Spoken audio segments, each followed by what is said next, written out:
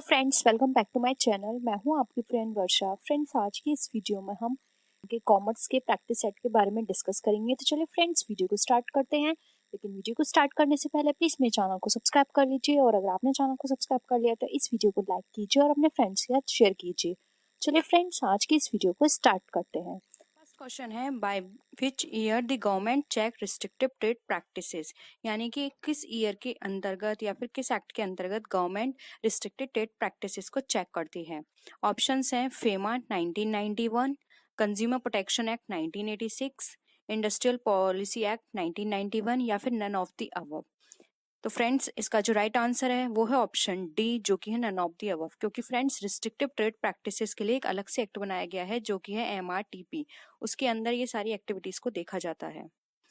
Next question पे move करते हैं। नेक्स्ट क्वेश्चन है हमारा, in which year the new industrial policy was announced, यानी किस ईयर में न्यू इंडस्ट्रियल पॉलिसी को अनाउंस किया गया। ऑप्शंस हैं ए 1997, 1951, 1991 या फिर 1998। तो बताइए फ्रेंड्स, क्या होगा इसका राइट आंसर।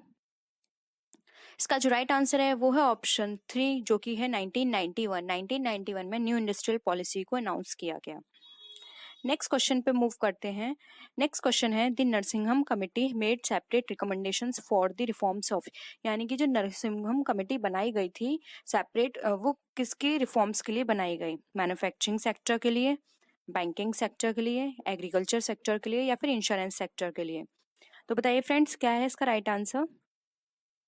इसका राइट आंसर है ऑप्शन 2, जो कि है बैंकिंग सेक्टर। बैंकिंग सेक्टर के रिफॉर्म के लिए सेपरेट रिकमेंडेशंस लाई गई नरसिंघम कमेटी के अंदर। नेक्स्ट क्वेश्चन पे चलते हैं।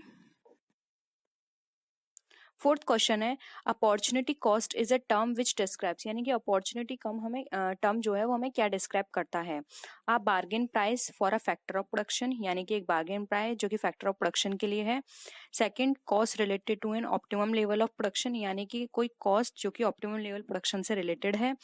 या फिर एवरेज वेरिएबल कॉस्ट या कॉस्ट ऑफ फॉरगॉन अपॉर्चुनिटीज। तो बताइए फ्रेंड्स, इसका जो राइट आंसर है वो है ऑप्शन बी, जो कि है cost related to optimum level of production, यानी कि कोई भी ऐसी कॉस्ट जो कि ऑप्टिमम लेवल ऑफ प्रोडक्शन से रिलेटेड है वो अपॉर्चुनिटी कॉस्ट को बताती है। नेक्स्ट क्वेश्चन है, when demand curve is rectangular hyperbola the elasticity demand will be, यानी कि ऐसी डिमांड कर्व जो कि रेक्टेंगुलर हाइपरबोला है उसमें इलास्टिसिटी डिमांड क्या होगी। Perfectly elastic, unit elastic, perfectly inelastic या फिर हाईली इलास्टिक।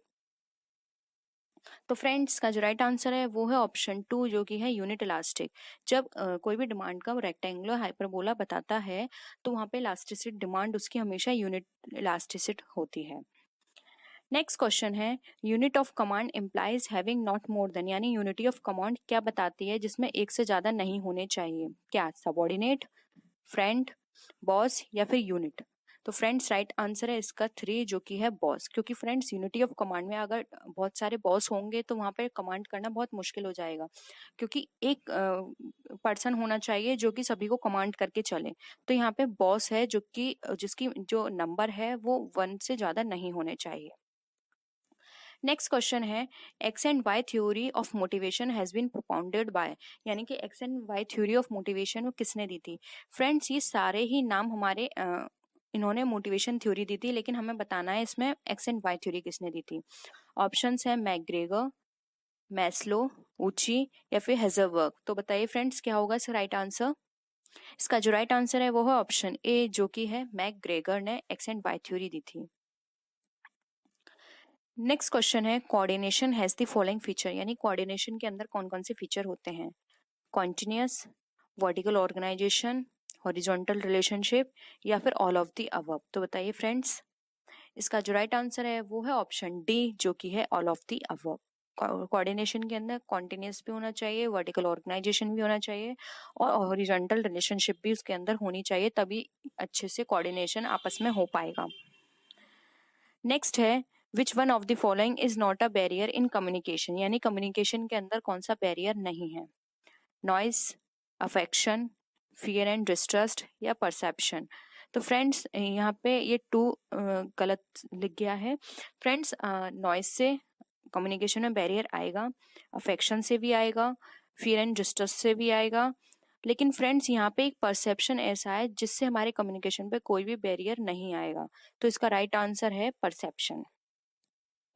नेक्स्ट है a company can reissue it's forfeit share, यानी कि एक कंपनी अपने फॉरफिटेड शेयर को रीइश्यू कर सकती है at premium, at face value, at discount या फिर ऑल ऑफ द अबव। तो फ्रेंड्स का राइट आंसर है 4 जो कि है ऑल ऑफ द अबव। एक कंपनी प्रीमियम पर भी इश्यू कर सकती है, फेस वैल्यू पर भी इश्यू कर सकती है और डिस्काउंट पर भी इश्यू कर सकती है।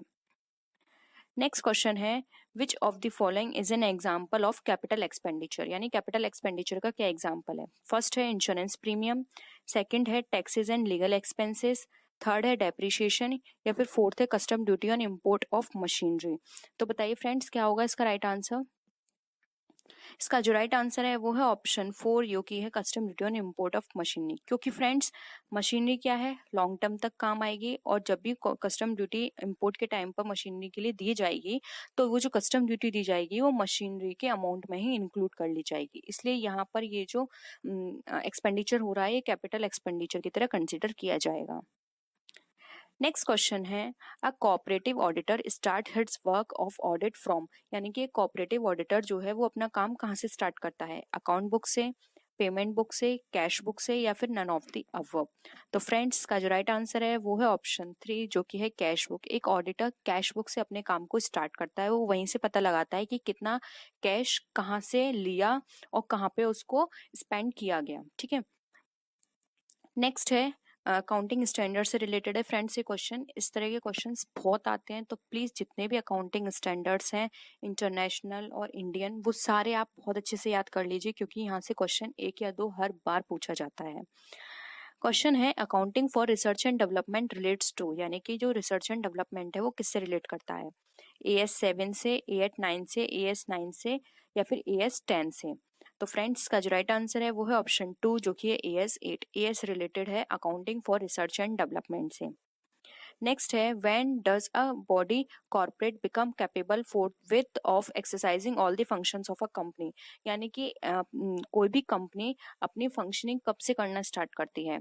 फर्स्ट है on finalising memorandum of association, second है on obtaining certificates of commencement, third है सर्टिफिकेट ऑफ इनकॉर्पोरेशन या फिर convert its first general meeting, यानी कि उसकी फर्स्ट जनरल मीटिंग कंडक्ट हो जाए तब से। तो फ्रेंड्स राइट आंसर है इसका ऑप्शन सी, कोई भी कंपनी के पास अगर इनकॉर्पोरेशन का सर्टिफिकेट रिसीव हो जाता है तब से वो अपना काम करना स्टार्ट कर देती है। ठीक है फ्रेंड्स, अगर आप इनके बारे में एक डीप वीडियो चाहते हैं जिसमें हम डिटेल में डिस्कशन करें तो आप नीचे कमेंट सेक्शन में बता सकते हैं। नेक्स्ट है जो कि हमारा इस वीडियो का लास्ट क्वेश्चन भी है, which one of the following is not is one of the element of the 7S McKinsey model for analysing and improving organisation effectiveness, यानी कि फ्रेंड्स जो मैककिन्से मॉडल था जिसमें 7S को डिफाइन किया गया था उसमें से कौन सा एलिमेंट नहीं है जो कि हमारे ऑर्गेनाइजेशन की इफेक्टिवनेस को इम्प्रूव और एनालाइज करने में हेल्प नहीं करता। ऑप्शंस हैं स्ट्रेटजी, स्ट्रक्चर, शेयर्ड वैल्यू या फिर स्टैंडर्ड। तो बताइए फ्रेंड्स अगर आपको कोई आइडिया हो तो। इसका जो राइट आंसर है वो है ऑप्शन डी जो कि है स्टैंडर्ड। स्टैंडर्ड को 7S के अंदर डिफाइन नहीं किया गया है। Identify the current statement from the following, friends यहाँ पे करंट की जगह आप करेक्ट स्टेटमेंट कर लीजिएगा कि जो सही स्टेटमेंट है वो बताना है इसमें से। तो फर्स्ट है द लायबिलिटी ऑफ द कर्ता इज लिमिटेड, यानी कि जो कर्ता की लायबिलिटी होती है वो लिमिटेड होती है क्या। A joint Hindu family business does not continues business on the death of a partner, यानी पार्टनर की डेथ होने के बाद वो कंटिन्यू नहीं कर सकते बिजनेस। थर्ड ऑप्शन है a joint Hindu family business ceases to exit on the death of the karta, यानी कि वो सीज हो जाता है बिजनेस जब कर्ता की डेथ हो जाती है। या फिर फोर्थ ऑप्शन है a joint Hindu family business comes into existence by Hindu law. तो फ्रेंड्स इसमें राइट ऑप्शन हमें बताना है, तो इसका जो राइट ऑप्शन है वो है ऑप्शन डी। इसमें ये बताया गया है कि जो हिंदू बिजनेस स्टार्ट होता है वो हिंदू लॉ के अकॉर्डिंग स्टेब्लिश होता है। नेक्स्ट क्वेश्चन है preparation of consolidated balance sheet of holding company and its subsidiary company is done as per, यानी कि जो होल्डिंग कंपनी और उसकी सब्सिडरी कंपनी होती है उसकी बैलेंस शीट जो होती है कंसोलिडेटेड बैलेंस शीट वो किस अकाउंटिंग स्टैंडर्ड के अकॉर्डिंग प्रिपेयर की जाती है। ऑप्शंस है accounting standard 11, accounting standard 21, accounting standard 22 and accounting standard 23। तो फ्रेंड्स का जो राइट आंसर है वो है ऑप्शन बी, वो है अकाउंटिंग स्टैंडर्ड 21। नेक्स्ट क्वेश्चन है amount due to outgoing partner is shown in the balance sheet, यानी कि जो भी आउटगोइंग पार्टनर है उसके कारण जो भी उसका अमाउंट है, ड्यू जो भी है उसका अमाउंट, वो बैलेंस शीट में कहाँ शो किया जाएगा या फिर कैसे शो किया जाएगा, as a liability, as a asset, as a capital या फिर एज अ लोन। तो फ्रेंड्स राइट आंसर है इसका 4 जो कि है बी, एज अ लोन की तरह वो ट्रीट किया जाएगा और वह बैलेंस शीट में वो दिखाया जाएगा।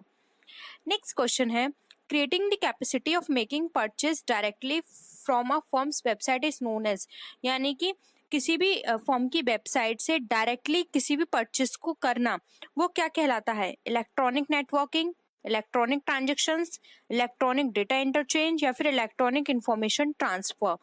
तो फ्रेंड्स का जो राइट आंसर है वो है ऑप्शन 2 जो कि है इलेक्ट्रॉनिक ट्रांजेक्शन्स। नेक्स्ट क्वेश्चन पे मूव करते हैं।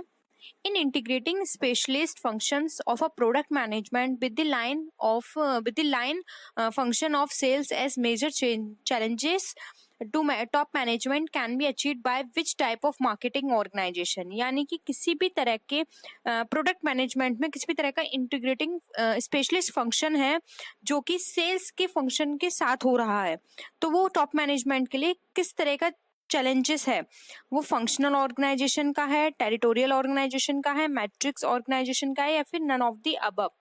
तो फ्रेंड्स का जो ऑप्शन है वो है करेक्ट मैट्रिक्स ऑर्गेनाइजेशन जो कि ऑप्शन 3। नेक्स्ट क्वेश्चन है in certainty equivalent approach risk adjusted cash flow आज डिस्काउंटेड एट, यानी कि जो इक्विवेलेंट अप्रोच है रिस्क एडजस्टेड की वो किसके द्वारा डिस्काउंट की जाती है, वो अकाउंटिंग रेट ऑफ रिटर्न पर डिस्काउंट की जाती है, इंटरनल रेट ऑफ रिटर्न पे, हर्डल रेट पर या फिर रिस्क फ्री रेट पर। तो फ्रेंड्स का राइट आंसर है 4 जो कि है रिस्क फ्री रेट पे उसको डिस्काउंट किया जाता है। नेक्स्ट है personal leverage can replace corporate leverage is assume by, यानी कि पर्सनल लिवरेज जो है वो रिप्लेस किया जाता है कॉर्पोरेट लिवरेज से, ये किसने अज्यूम किया था, ट्रेडिशनल अप्रोच में, एमएम मॉडल में अप्रोच एज्यूम किया गया था, नेट इनकम अप्रोच में या नेट ऑपरेटिंग इनकम अप्रोच में। तो फ्रेंड्स का जो राइट आंसर है वो है ऑप्शन 2 जो कि है एमएम मॉडल। एमएम मॉडल के अंदर ये एज्यूम किया गया था कि जो पर्सनल लिवरेज है वो रिप्लेस किया जाता है कॉर्पोरेट लिवरेज से।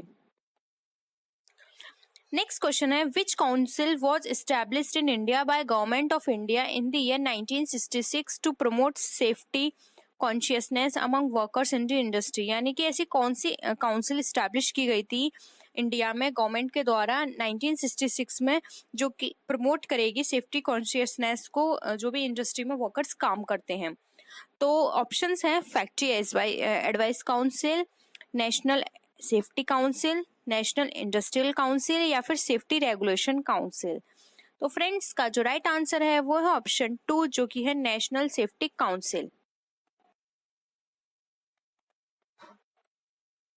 नेक्स्ट क्वेश्चन है lease which includes a third party, यानी कि लैंडर इज नोन एज, तो लीज के अंदर अगर थर्ड पार्टी को इंक्लूड किया जाता है तो क्या कहलाती है, direct lease, sales and lease back, leverage lease या फिर इनवर्स लीज। तो फ्रेंड्स का जो राइट आंसर है वो है ऑप्शन 3 जो कि है लिवरेज लीज कहलाती है। नेक्स्ट क्वेश्चन है what is the popular term used for that type of option in foreign exchange market which provides the holder the right to purchase or sell foreign currency at the most favorable exchange rate realized over the life of the option, यानी कि ऐसा कौन सा term use किया जाता है foreign exchange market में जब होल्डर को राइट टू परचेज या सेल का राइट दिया जाता है किसी फॉरेन करेंसी को जो भी उसके फेवर में है, फेवरेबल एक्सचेंज रेट पर वो उसको लाइव ऑप्शन दिए जा रहे हैं, तो उसको क्या कहा जाएगा, फॉरवर्ड रिवर्सिंग ऑप्शन कहा जाएगा, preference option, look back option या बास्केट ऑप्शन। तो फ्रेंड्स का जो राइट आंसर है वो है ऑप्शन 3 जो जिसको कहा जाता है look back option.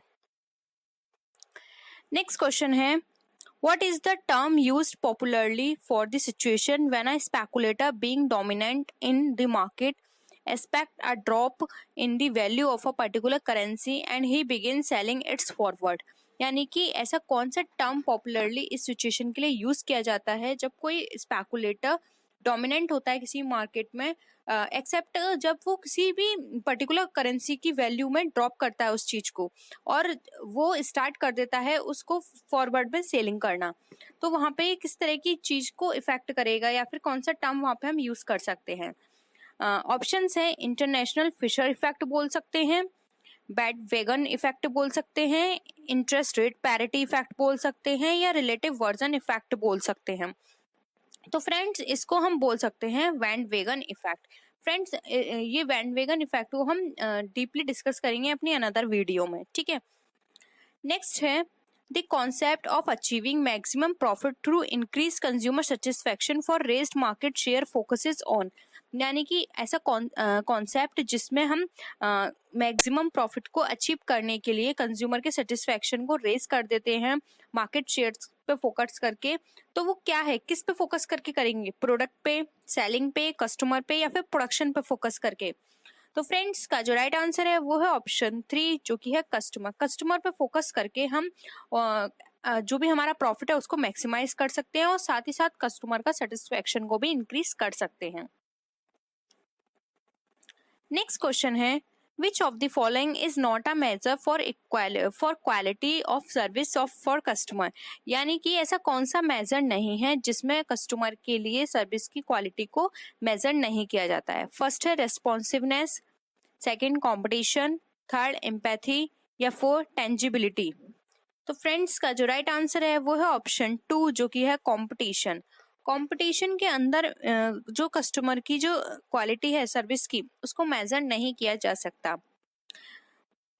Next question है, अ descriptive thought that a person holds about something is called, यानी कि ऐसा डिस्क्रिप्टिव थॉट जो पर्सन ने होल्ड किया हुआ है किसी भी चीज को लेकर वो क्या कहलाता है? बिलीफ, लर्निंग, एटीट्यूड या फिर परसेप्शन? तो फ्रेंड्स राइट आंसर है 1 जो कि है बिलीफ। वो उसका बिलीफ कहलाता है जब कोई भी पर्सन किसी भी चीज को लेकर डिस्क्रिप्टिव थॉट सोचने लगता है अपने माइंड में, ठीक है। Next and the last question है, which one of the following statement is not correct? Options है, a person may not have assessable income but still be an assessee. Second option है, in some cases the assessment year and the previous year can be same. Third है, an Indian company is always resident रेसेसी। या फिर fourth है, surcharge is additional tax calculated on total income. तो friends इसका जो incorrect है option वो है ऑप्शन 4 जो कि है जो सरचार्ज जो होते हैं वो एडिशनल टैक्स होते हैं जो कि टोटल इनकम पे कैलकुलेट किए जाते हैं। ये ऑप्शन गलत है, जबकि एक अगर कोई पर्सन असेसिबल इनकम नहीं है तब भी वो असेसी कहा जाएगा। और सेकंड ऑप्शन भी हमारा करेक्ट है कि असेसमेंट ईयर और प्रीवियस ईयर कुछ कंडीशंस में सेम हो सकते हैं। थर्ड ऑप्शन भी हमारा सही है कि कोई भी इंडियन कंपनी हमेशा रेसिडेंट एसएससी ही रहेगी। तो फ्रेंड्स इस तरह से हमारा जो फोर्थ ऑप्शन है वो हमारा इनकरेक्ट है। Environmental degradation does not consist of, यानी कि एनवायरमेंटल डिग्रेडेशन में क्या क्या कंसिस्ट नहीं होता है। फर्स्ट है land degradation and soil erosion. Second है problem of overgrazing and ecological degradation. Third flood या फिर फोर्थ ऑप्शन है नन ऑफ द अबव। तो बताइए फ्रेंड्स एनवायरमेंटल डिग्रेडेशन की जो प्रॉब्लम होती है उसमें क्या चीज नहीं होती है? तो फ्रेंड्स ऑप्शन ए जो है वो भी करेक्ट है, बी भी करेक्ट है, सी भी करेक्ट है। तो इसका जो राइट आंसर होगा वो है option D none of the above. Next question पे मूव करते हैं, which of the following is not the main objective of fiscal policy of India, यानी कि जो फिस्कल पॉलिसी है इंडिया की उसका मेन ऑब्जेक्टिव क्या नहीं है? फर्स्ट है to increase liquidity in the economy, second to promote price stability, third है to minimise the inequality in income and wealth and fourth है टू प्रमोट एम्प्लॉयमेंट अपॉर्चुनिटी। तो बताइए फ्रेंड्स क्या होगा इसका राइट आंसर? फ्रेंड्स इसका जो राइट आंसर है वो है ऑप्शन ए। फ्रेंड्स जो फिस्कल पॉलिसी की जो ऑब्जेक्टिव होता है उसका ऑब्जेक्टिव किसी भी इकोनॉमी की लिक्विडिटी को इंक्रीज करना नहीं होता।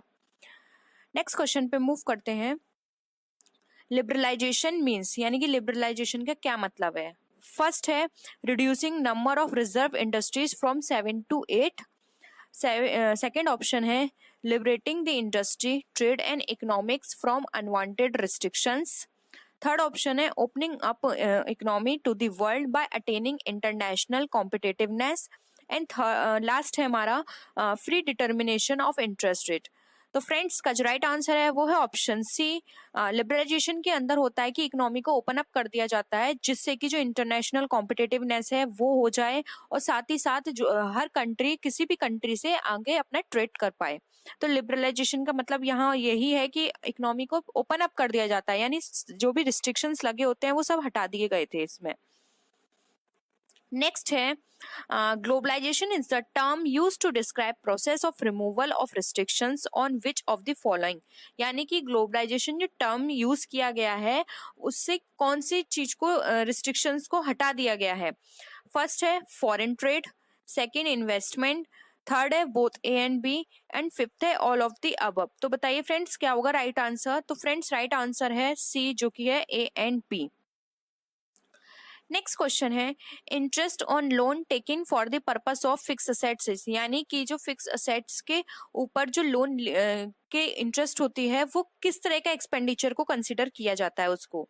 फर्स्ट है रेवेन्यू एक्सपेंडिचर की तरह कंसिडर किया जाता है, capital expenditure, deferred revenue expenditure या फिर कैपिटल लॉस। तो बताइए फ्रेंड्स क्या है इसका राइट आंसर।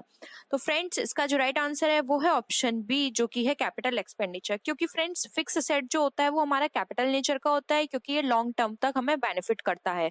तो उसके ऊपर अगर कोई भी लोन लिया गया है और उस पर कोई इंटरेस्ट है तो वो हमारा कैपिटल एक्सपेंडिचर की तरह ही कंसिडर किया जाएगा। नेक्स्ट क्वेश्चन पे मूव करते हैं। नेक्स्ट क्वेश्चन है dual aspect concept result in the following accounting equation, यानी कि जो डुअल एस्पेक्ट है कॉन्सेप्ट, डुअल एस्पेक्ट का फ्रेंड्स मतलब यहाँ पर ये है कि एवरी डेबिट हैज क्रेडिट, यानी कि हर डेबिट का एक क्रेडिट साइड होगी। ऐसा नहीं है कि सिर्फ डेबिट साइड हो किसी भी ट्रांजेक्शन की या फिर सिर्फ क्रेडिट साइड हो। कोई भी ट्रांजेक्शन होगा उसकी डेबिट साइड भी होगी और क्रेडिट साइड भी होगी। ठीक है, तो फ्रेंड्स यही डुअल कॉन्सेप्ट है, उसमें बताया गया है कि कौन सा अकाउंटिंग इक्वेशन है उसकी। Revenue equals to expenses, capital plus profit equals to assets plus expenses, capital plus liabilities equal to assets, या फिर capital plus drawings equals to owner's capital. तो बताइए फ्रेंड्स इसका जो राइट आंसर है वो है ऑप्शन सी जो कि है capital plus liabilities equals to assets. ये डुअल एस्पेक्ट का अकाउंटिंग इक्वेशन है। नेक्स्ट क्वेश्चन पे मूव करते हैं। Comparison of the financial statement of the current year with the performance of previous year of the same firm is known as, यानी कि financial statement का जो comparison किया जाता है करंट ईयर से और उसको कंपेयर किया जाता है जो भी प्रीवियस ईयर की परफॉर्मेंस के साथ, तो उसको हम क्या बोलते हैं। ट्रेड एनालिसिस बोलते हैं, हॉरिजॉन्टल एनालिसिस बोलते हैं, इंट्रा फर्म कंपैरिजन बोलते हैं, या ऑल ऑफ द अबव। तो फ्रेंड्स इसका जो राइट आंसर है वो है ऑप्शन डी जो कि है ऑल ऑफ द अबव। उसको हम ट्रेड एनालिसिस भी बोल सकते हैं, हॉरिजॉन्टल भी बोल सकते हैं और वर्टिकल या फिर हम इंट्रा फर्म कंपैरिजन भी बोल सकते हैं। नेक्स्ट क्वेश्चन है the Marshallian utility analysis is based on a less valued exemptions of, यानी कि मार्शल यूटिलिटी एनालिसिस किस एग्जेम्पशन पे बेस्ड है। फर्स्ट है cardinal measurability of utility, second है given marginal utility of money, third है diminishing marginal utility of the goods, या फिर फोर्थ है एडिबिलिटी ऑफ द यूटिलिटी। तो बताइए फ्रेंड्स इसका जो राइट आंसर है वो है ऑप्शन बी जो कि है marginal utility of money. Marginal utility का जो एनालिसिस है वो एक्सेप्शन है मार्जिनल यूटिलिटी ऑफ मनी का। नेक्स्ट क्वेश्चन है firms producing and selling of large variety of goods will generally follow, यानी कि कोई भी फर्म है जो कि लार्ज वेराइटी ऑफ गुड्स को प्रोड्यूस एंड सेल करती है तो वो किसे फॉलो करेगी। First cost plus pricing, second marginal pricing, third skimming pricing, या फोर्थ प्रोडक्ट लाइन प्राइसिंग। तो फ्रेंड्स का जो राइट आंसर है वो है ऑप्शन डी जो कि है product line pricing. Next question है a set of data can be distinguished from other set of data by means of, यानी कि फ्रेंड्स ऐसा कोई भी सेट ऑफ डेटा जो कि किसी अदर सेट ऑफ डेटा से डिफाइन किया गया है तो वो क्या कहलाता है। Central value and dispersion, central value dispersion and skewness, central value dispersion skewness या क्यूटोसिस, या फिर नन ऑफ द अबव। तो फ्रेंड्स का जो राइट आंसर है वो है ऑप्शन सी। जब भी किसी भी सेट ऑफ डेटा को डिस्टिंग्विश किया जाता है अदर सेट ऑफ डेटा से, तो वो हमारी सेंट्रल वैल्यू हो सकती है, डिस्पर्जन हो सकती है, स्क्यूनेस हो सकती है, या फिर क्यूटेसिस हो सकती है।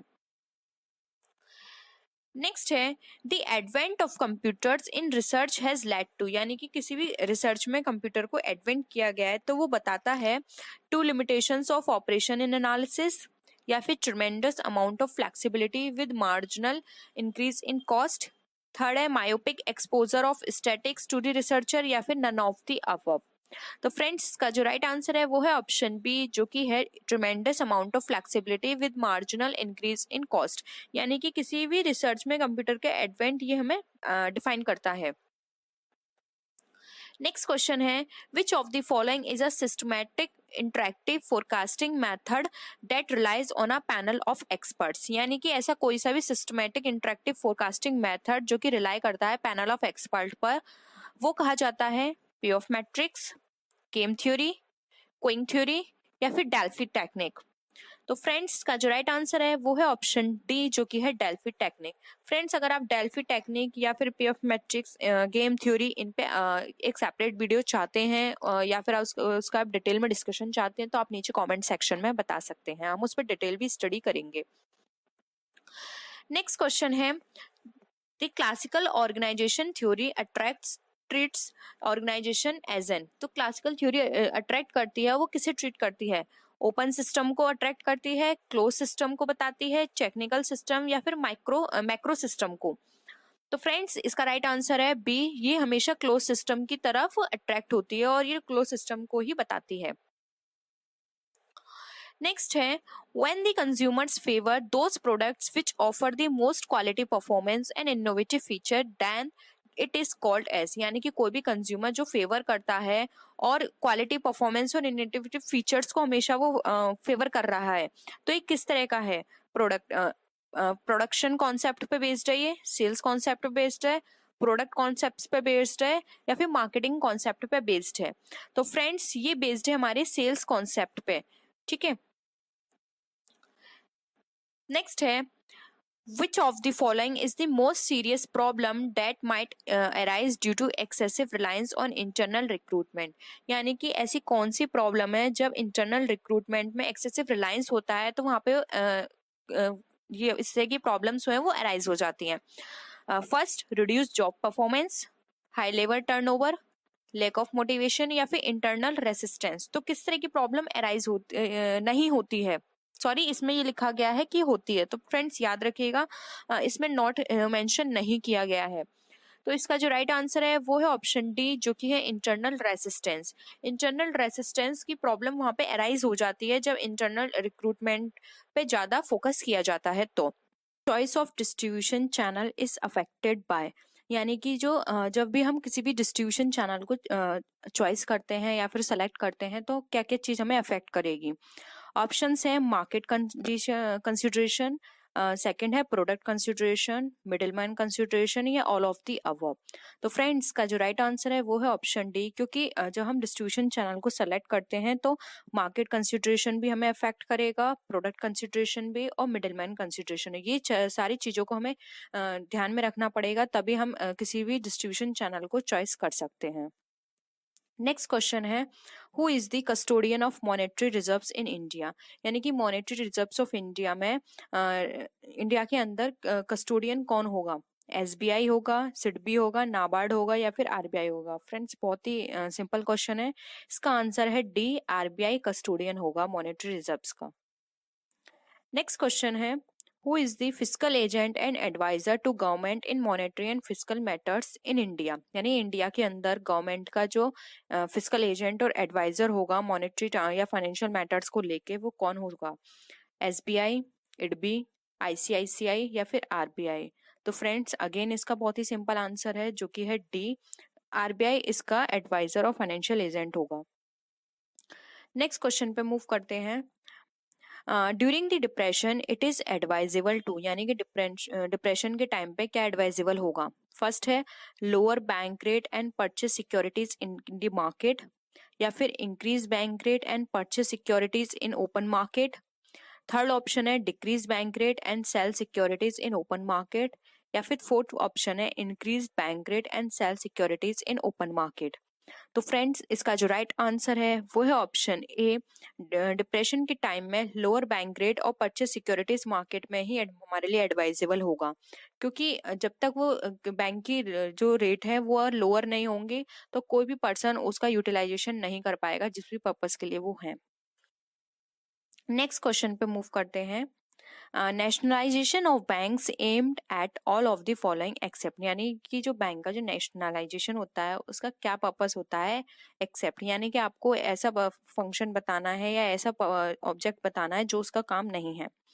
ऑप्शंस है removal of control by a pupil, या फिर provision of control by a few, third है provision of adequate credit for agriculture small industry and export unit, या फिर fourth encouragement of new class of entrepreneur. तो friends का जो right answer है वो है ऑप्शन बी, कि जो भी फ्यू हैंड्स के अंदर जो कंट्रोल है उसको रिमूव करना, ये इसका फंक्शन नहीं है। ठीक है, नेक्स्ट है the portion of total deposit of a consumer, friends यहाँ पे कंज्यूमर हटा लीजिएगा, the portion of total deposits of a commercial bank which it has to keep with RBI in the form of cash reserve is termed as, यानी कि जो भी total deposit का जो पोर्शन है कॉमर्शियल बैंक में रखा जाता है आरबीआई के पास, कॉमर्शियल बैंक का कैश रिजर्व के फॉर्म में, उसको क्या कहा जाता है? सीआरआर, एसएलआर, बैंक रेट या रेपो रेट। तो फ्रेंड्स उसको कहा जाता है सीआरआर, जिसकी फुल फॉर्म होती है cash reserve ratio. Next question है the emphasis of human resource management is, यानी ह्यूमन रिसोर्स मैनेजमेंट किसका एम्फेसिस है?